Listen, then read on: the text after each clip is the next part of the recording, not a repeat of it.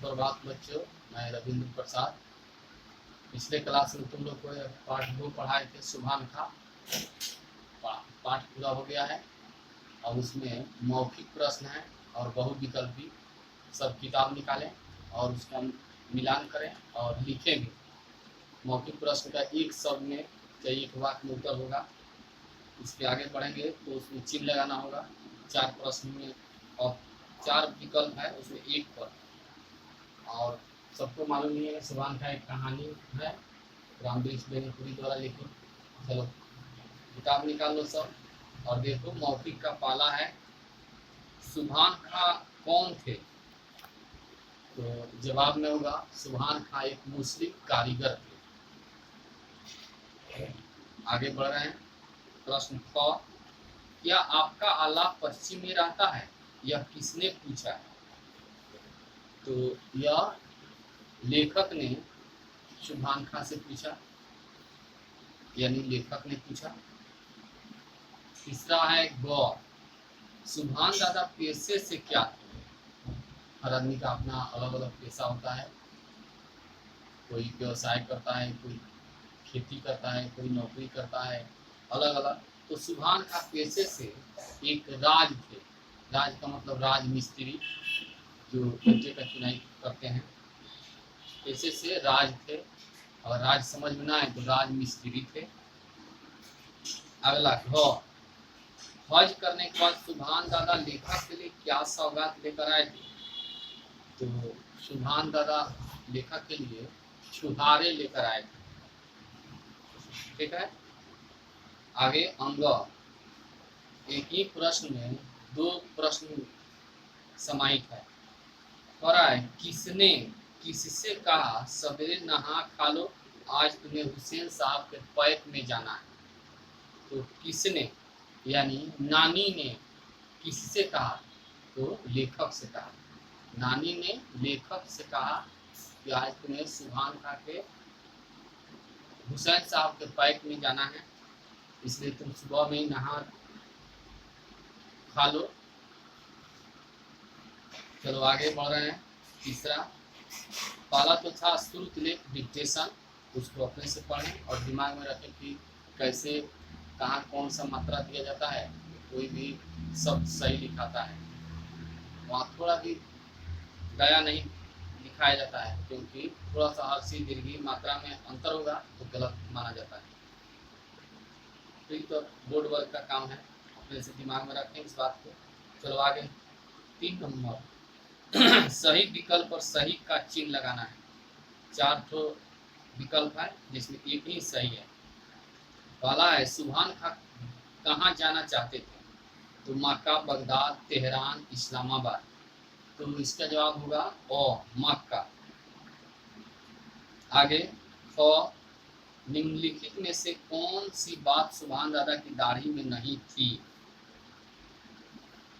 नहीं थी जैसे लंबी लंबी थी, काली, सफेद चमकती, रोज बरसाती। 3 गो थी, कौन नहीं थी? तो वह थी काली, यानी वो में चिन्ह लगेगा, क्योंकि सफेद दाढ़ी थी, रोज बरसाती थी, चमक रही थी। ग, मस्जिद के निर्माण में लेखक के मामा ने क्या योगदान दिया? 4 ऑप्शन है, पत्थर देकर, धन देकर, इमारती लकड़ी देकर और ईंट देकर। तो इसका जवाब होगा वो इमारती लकड़ी। उनके बगीचे में बहुत सारे शीशम, सैकड़े, कटहल के पेड़ थे, उसमें से वह सहयोग किए थे इमारती लकड़ी देकर। अगला भ, मुहर्रम के दिन सुभान खां लेखक को कहाँ ले गए थे? बाजार, मेले, करबला, मैदान। इसका होगा करबला, करबला लेकर गए थे। आगे बढ़ें। लिखित प्रश्न है, 4 ठो है, 4 नंबर। इसमें 5 ठो विकल्प दिया हुआ है और 5 वाक्य दिया हुआ है, जिसमें एक शब्द के लिए खाली जगह छोड़ दिया है। तो उसी 5 शब्दों में से उचित शब्दों का चुनाव करके उसमें डालना है। तो देखें, मिलाएं। पहला है क, पश्चिम की ओर के मुल्क से अल्लाह के डैश आए थे, यानी अल्लाह के रसूल। रसूल का मतलब होता है संदेशवाहक।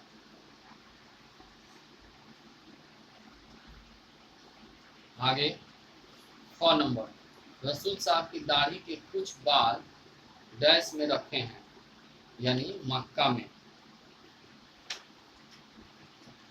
इसका होगा मक्का। तीसरा ग, जब लेखक छुट्टी में शहर के स्कूल से लौटा, दादा अनुपम डैश लेकर पहुंचे। अनुपम सौगात, और वो भी सौगात में था छुहारे। घ, अंग्रेजी स्कूल के वातावरण ने अजीब डैश हर बात में ला दी थी, अस्वाभाविकता। अंग, पहले ही खाली जगह है, डैश के पीछे एक रोमांचकारी हृदय को पिघलाने वाली घटना छिपी है। तो इसका हो जाएगा, ये कहीं बचा है मुहर्रम। मुहर्रम के पीछे एक रोमांचकारी हृदय को पिघलाने वाली घटना छिपी है। अब आगे बढ़े, इसका लघु उत्तरीय दीर्घ उत्तरीय स्वयं कॉपी पर इसका अभ्यास करना है। भाषा की समझ है।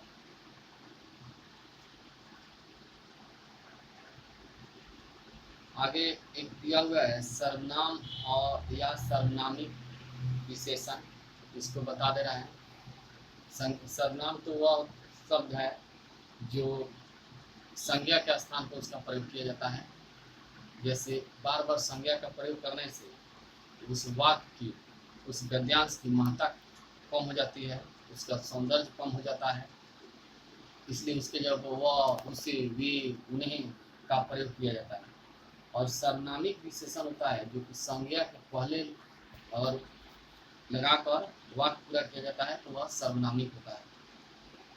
जैसे इस वाक्य में वह लगन से काम कर रहा था, तो वह यहाँ पर सर्वनाम है। यह खूबसूरत कालीन है, ये बच्चे ईमानदार हैं, ये बच्चे, हमारा घर सबसे ऊंचा है। यहाँ हमारा जो है सर्वनामिक हो गया, कि घर संज्ञा बाद में मिल रहा है, और यहाँ बच्चे भी संज्ञा है, उसके पहले जो है वह सर्वनामिक है।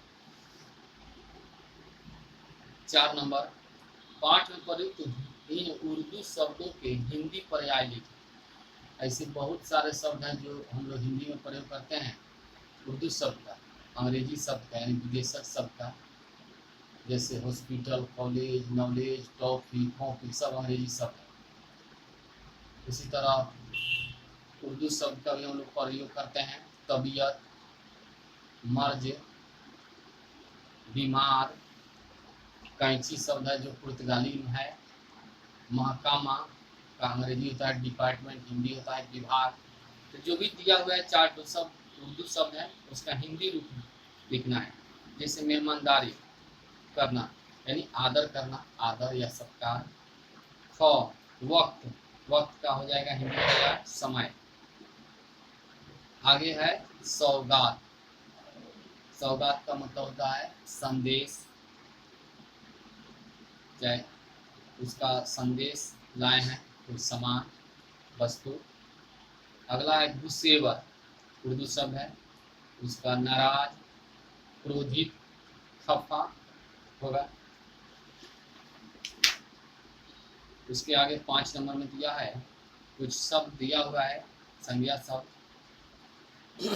उसके सामने उसका स्त्रीलिंग या पुल्लिंग है, उसको लिखना है। जैसे व्याकरण तुम लोग पढ़ते हो तो उसमें होता है कि शुद्ध शुद्ध बोलना लिखना इससे आता है। नहीं तो बहुत लोग हैं बोलचाल की भाषा में कहते हैं वो बहुत जोर से भूख लगा है, जब भी भूख स्त्रीलिंग है तो होगा कि भूख लगी है। कहेंगे यह मेरा मार्कर है, चाहे यह मेरा कलम है, ये भी गलत है, क्योंकि यह मेरी कलम है, स्त्रीलिंग है। लोग कहता है कि आज मेरा तबीयत खराब है, वो भी गलत है, क्योंकि तबीयत स्त्रीलिंग है, तो मेरी तबीयत खराब है। सवारी में साइकिल से लेकर रेलगाड़ी तक सभी स्त्रीलिंग है, लेकिन उसमें एक अपवाद में आ जाता है ट्रक। ट्रक पुल्लिंग होता है, ट्रक खड़ा है, ट्रक जा रहा है, ट्रक नया है, न कि नई है, और बस फिर स्त्रीलिंग। नदी में सब नदियाँ स्त्रीलिंग है, दैनिक ब्रह्मपुत्र नदी अपवाद में पुल्लिंग है। तो आए देखें 4 ठो है, 8 ठो है शब्द, कौन स्त्रीलिंग है और कौन पुल्लिंग है इसको जाने। पहला है क में खजूर पुल्लिंग है, ख पृथ्वी स्त्रीलिंग है, ग लकड़ी स्त्रीलिंग है, घ अनुमान पुल्लिंग,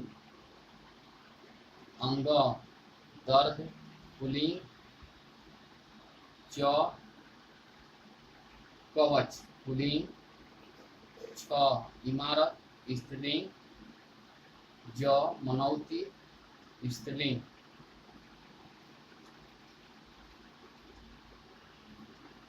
हो गया। अब आगे फिर बढ़ रहे हैं 6 नंबर। 6 नंबर में वाक्यांशों को एक शब्द से मिलाइए।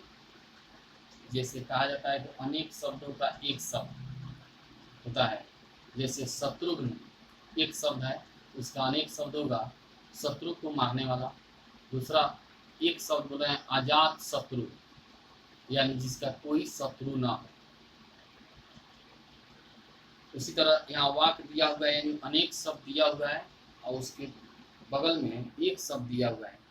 5 ठो अनेक शब्द है, ठीक उसके सामने एक शब्द दिया हुआ है, लेकिन एक दूसरे के सामने उसका सही जवाब नहीं है।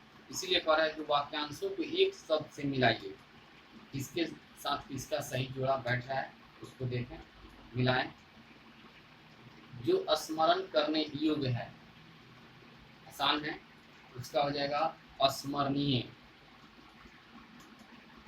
दूसरा है जो व्यक्ति किसी बालक की देख रेख करता है, उसका हो जाएगा अभिभावक।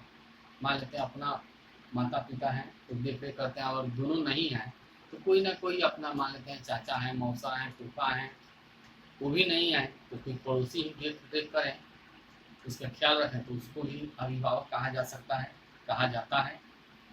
3 नंबर मर्म को छूने वाला, मर्म स्पर्शी, दिल को छूने वाला। अगला है जिसमें सहन शक्ति हो, उसका होगा सहिष्णु। अंग आगे बढ़ने की भावना, स्पर्धा, स्पर्धा कहें चाहे प्रति उपसर्ग लगाकर प्रतिस्पर्धा कहें, दोनों का मतलब अर्थ बराबर होता है।